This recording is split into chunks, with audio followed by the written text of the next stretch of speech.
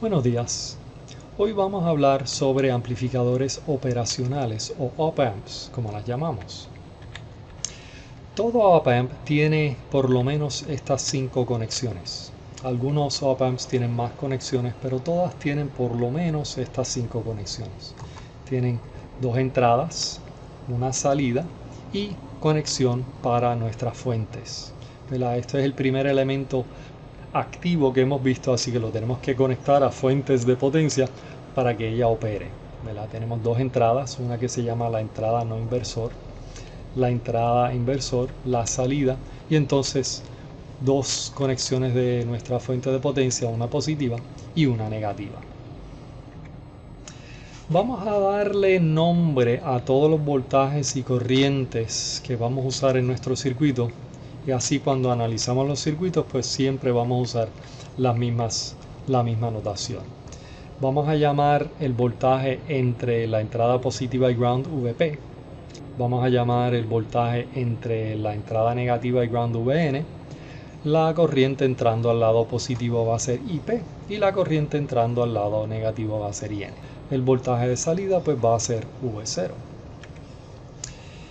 La ecuación que rige nuestro op-amp va a ser esta aquí abajo. Va a ser que el voltaje de salida es la diferencia entre los voltajes conectados al lado positivo y negativo multiplicadas por una constante A. Como el op-amp es activo y le tenemos que conectar voltaje, el voltaje de salida pues tiene que estar entre los límites que nosotros le suplimos, ¿verdad? Por ejemplo, así que si nuestras fuentes van a ser más o menos 10 voltios, ¿verdad? Si nosotros le conectamos una fuente de voltaje positivo 10 voltios al lado positivo y negativo 10 voltios al lado negativo, entonces el voltaje de salida pues tiene que estar entre 10 y negativo 10 voltios. En esta clase solamente vamos a ver lo que vamos a llamar el op-amp ideal. Vamos a hacer unas asunciones que nos simplifican el circuito. Las asunciones son que la constante A es igual a infinito y que las corrientes entrando a nuestro op-amp son iguales a 0. Ahora, si volvemos aquí a la ecuación que rige el op-amp, vemos que el voltaje de salida es la constante multiplicado por la diferencia de estos voltajes. Si A es infinito, la única forma de que el voltaje de salida no sea infinito es que VP y menos VN sea igual a 0. O sea que lo que tenemos aquí, o sea que los voltajes VP y VN tienen que ser iguales. Así que nuestras asunciones para el op-amp ideal va a ser que las corrientes entrando al op-amp son ceros y que los voltajes VN y VP son iguales. Vamos a ir a un circuito típico para analizarlo. Aquí vemos un op-amp conectado a una fuente de voltaje que la vamos a usar de entrada y queremos calcular qué voltaje va a ser el voltaje de salida. Vemos que aquí a nuestro op-amp lo hemos conectado entre 20 y negativo 20 voltios. Es típico en los problemas de op-amps muchas veces no incluir las fuentes de voltaje. Una vez que sabemos cuáles son las fuentes de voltaje, no las tenemos que incluir en el dibujo y simplemente hacen el dibujo más complicado. Vamos ahora al análisis de nuestro circuito. Resulta que todos los circuitos de op-amp se analizan de la misma forma. Esto nos ayuda mucho. Lo que hacemos es el método de nodo aplicado a los nodos de entrada de nuestro op-amp. O sea que hacemos sumas de corrientes en la entrada negativa y en la entrada positiva. Vamos a hacer eso aquí. Vemos que hay 3 elementos conectados a nuestro op-amp, la resistencia de 5K, 40K y el op-amp, así que van a haber 3 corrientes. Si hacemos la suma de las 3 corrientes usando el método de nodo, ¿verdad? Esta corriente aquí pues sería VN menos 2 entre 5K, el primer término aquí. La corriente que sube pues sería el voltaje aquí, VN, menos el voltaje V0 entre 40K, el segundo término. Y la corriente entrando simplemente la ponemos como IN. En el lado positivo no hacemos una suma de corrientes porque en este circuito la entrada positiva está conectada directamente a ground. Así que simplemente escribimos que VP es igual a 0. Ahora, en nuestro circuito, si aplicamos las asunciones de la op-amp ideal, que las corrientes son ceros y que los voltajes VP y VN son iguales, entonces esta ecuación se nos va a simplificar. Como VP es igual a 0, pues entonces VN es igual a 0, así que estos dos términos se vuelven ceros. Y la corriente de entrada también es igual a 0. Así que lo único que queda en nuestra ecuación es V0 y podemos despejar para V0 y nos da que es negativo 16 voltios. Lo que quiero que hagan ahora es que pausen el video, vuelvan atrás, hagan ustedes el problema, hagan la suma de corrientes en el lado positivo y en el lado negativo y saquen lo que es el voltaje de salida. Resulta que el op-amp es bien útil en circuitos análogos, se usa mucho. Ahora, como se usa bastante, muchas veces se ve el mismo circuito repetido una y otra vez. Como esto ocurre, pues la gente le ha dado nombres a esos diferentes circuitos. Resulta que siempre analizamos el circuito de la misma forma, como había comentado antes. Vamos a analizar primero el amplificador inversor, donde queremos expresar el voltaje de salida en términos del voltaje de entrada.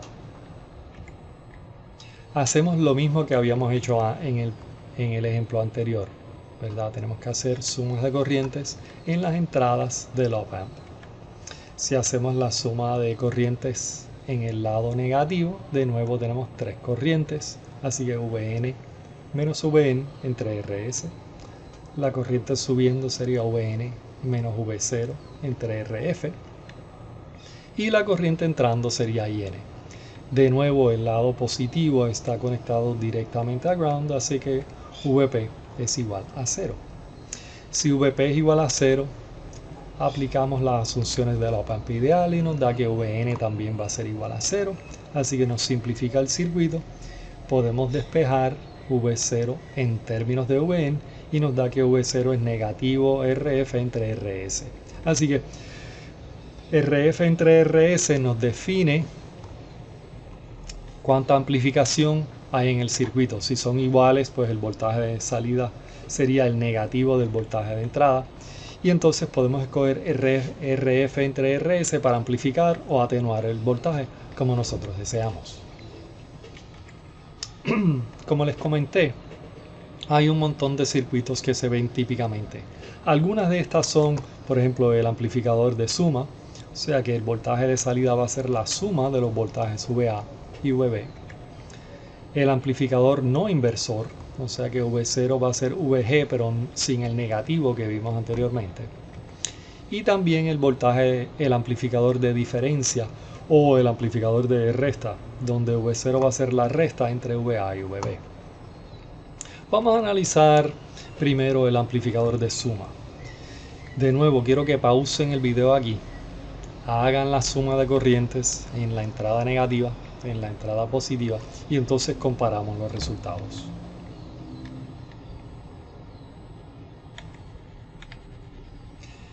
Si hacemos la suma de corrientes en el lado negativo, de nuevo es VN menos VA entre RA, VN menos VB entre RB, VN menos V0 entre RF más IN. Vemos que este es casi el mismo circuito que teníamos anterior, pero con un término adicional. De nuevo, el lado positivo está conectado a ground, así que VP es igual a 0. Aplicamos las asunciones de la op-amp ideal y el circuito se simplifica a esto aquí, ¿verdad? VP es igual a 0, así que VN va a ser igual a 0. La corriente de entrada IN es igual a 0, así que podemos despejar para V0 y nos daría esta ecuación aquí. Si nosotros escogemos que RA es igual a RB, pues entonces la función de V0 va a ser esta aquí y vemos que el voltaje de salida va a ser la suma de los voltajes VA y VB de entrada. Vamos a analizar ahora otro circuito. De nuevo, me gustaría que pausaran el video, hagan la suma de corrientes en el nodo positivo, en el nodo negativo, Este es el primer circuito donde la entrada positiva no está conectada a ground. Así que vamos a tener que hacer sumas de corrientes en ambos nodos. Si hacemos la suma de corrientes en el nodo negativo, ¿verdad? Vn menos Va entre Ra, Vn menos V0 entre Rb, más In igual a 0. En la entrada positiva, pues también el lado positivo tiene tres elementos conectados, Rc, Rd y la entrada positiva, así que va a ser una suma de tres corrientes. Así que sería Vp menos Vb entre Rc, el primer término, Vp entre Rd y la corriente positiva entrando. Aplicamos las asunciones del op-amp ideal y simplificamos nuestras dos ecuaciones. Vamos a ir primero a la ecuación del nodo positivo. Queremos expresar Vp en términos de Vb. Ip va a ser igual a 0 y podemos despejar para Vp en esta ecuación. Sabemos que los voltajes Vp y Vn son iguales, así que una vez que sacamos lo que es Vp en este lado, podemos ir a la otra ecuación y sustituir para Vn. Si hacemos eso, pues entonces nos daría esta ecuación. Aquí entonces las variables que quedan son V0, Va y Vb, y nos daría esta ecuación larga aquí. Ahora la podemos simplificar si es que escogemos las resistencias Ra entre Rb igual a Rd entre Rc. En ese caso, la ecuación del voltaje de salida simplifica esto y vemos que el voltaje de salida es en efecto la resta o la diferencia entre los voltajes Va y Vb.